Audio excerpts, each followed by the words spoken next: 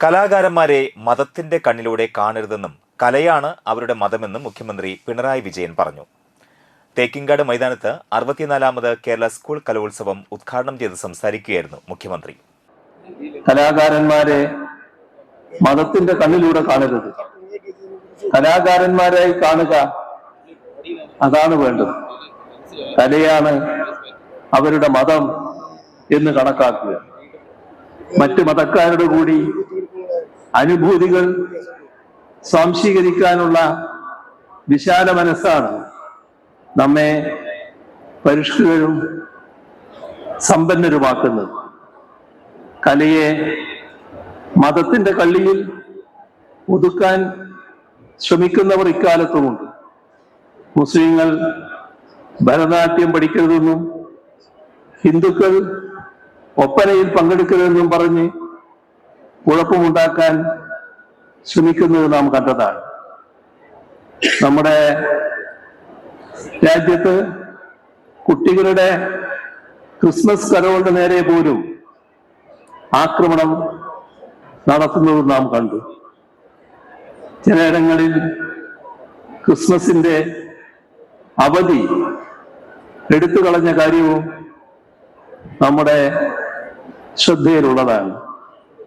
എവിടെയും മതത്തിന്റെ പേരിൽ കലാപമുണ്ടാക്കാൻ വർഗീയവാദികൾ ശ്രമിക്കും. ഇത്തരം കലാപകാരികളെ ചെറുത്തു തോൽപ്പിക്കാനുള്ള നല്ലൊരായുധം കൂടിയാണ് കല. അവരുടെ തെട്ടൂരങ്ങൾ കാറ്റിൽ പറത്തി പുതുതലമുറയിലെ പ്രതിഭാശാലികളായ നിങ്ങൾ ജാതിയോ മതമോ നോക്കാതെ കലകൾ അവതരിപ്പിക്കുക. ഏഷ്യയിലെ തന്നെ ഏറ്റവും വലിയ കൗമാര കലാമാമാങ്കമായി കലോത്സവം വളർന്നു എന്നത് നമ്മുടെ പൊതുവിദ്യാഭ്യാസത്തിന്റെ കരുത്ത് തെളിയിക്കുന്നുവെന്ന് പരിപാടിയിൽ അധ്യക്ഷത വഹിച്ചുകൊണ്ട് പൊതുവിദ്യാഭ്യാസ തൊഴിൽ വകുപ്പ് മന്ത്രി വി ശിവൻകുട്ടി പറഞ്ഞു. ഈ മാസം 18 വരെ നീളുന്ന കലോത്സവം മതനിരപേക്ഷതയുടെയും വൈവിധ്യങ്ങളുടെയും മഹത്തായ ആഘോഷമാണ്. ഇത്തവണ ഉത്തരവാദിത്ത കലോത്സവമായാണ് നടപ്പിലാക്കുന്നത്. പ്ലാസ്റ്റിക് രഹിതവും ജങ്ക് ഫുഡ് വിമുക്തവുമായ പ്രകൃതിയോട് ഇണങ്ങി നിൽക്കുന്ന ഒരു മാതൃകാ മേളയാകണം ഇതെന്നും മന്ത്രി കൂട്ടിച്ചേർത്തു. തദ്ദേശീയ കലകളെ കൂടി ഉൾപ്പെടുത്തി ഇത്തവണ കലോത്സവത്തെ നാം കൂടുതൽ ജനകീയമാക്കിയിട്ടുണ്ടെന്നും മന്ത്രി പറഞ്ഞു. വിവരസാങ്കേതിക വിദ്യയുടെ തേരിലേറി അതിലാഘോഷം കണ്ടെത്തുന്ന ഒരു തലമുറയ്ക്ക് പകരമായി മണ്ണിനെയും മനുഷ്യനെയും സ്നേഹിക്കാൻ കഴിയുന്ന, സഹജീവികളോടും ഉത്തരവാദിത്വത്തോടെ പെരുമാറാൻ കഴിയുന്ന തലമുറയെ വളർത്തുക എന്ന ലക്ഷ്യത്തോടെയാണ് ഈ കലോത്സവം നടത്തുന്നതെന്നും സ്വാഗത പ്രസംഗത്തിൽ റവന്യൂ ഭവന നിർമ്മാണ വകുപ്പ് മന്ത്രി കെ രാജൻ പറഞ്ഞു.